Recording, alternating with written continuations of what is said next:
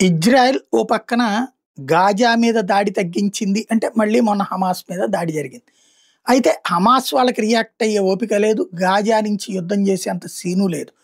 కాపోతే ప్రపంచ దేశాలు ఇదివరకు తెచ్చే ఒత్తిడిని కంట్రోల్ చేయడానికి గాను శాంతి ఒప్పందం మీద చర్చ జరిపి తనకి ప్రాబ్లమ్ అనుకున్నప్పుడల్లా దాడులు చేసుకొస్తుంది ఓ పక్కన ఇజ్రాయెల్. దాంతో పాటు లెబనాన్‌లో ఉన్నటువంటి హెజ్బుల్లాల మీదన దాడులు చేస్తుంది. వాళ్ళ కీలక సైనిక చీఫ్‌ని లేపి పడేసింది.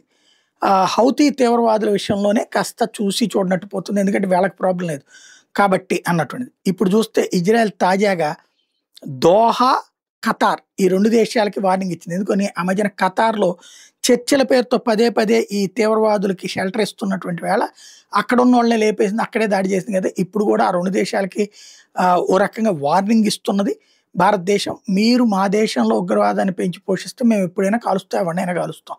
కాదని మీరేం చేయలేరు అన్నటువంటి సంకేతం ఇస్తోంది.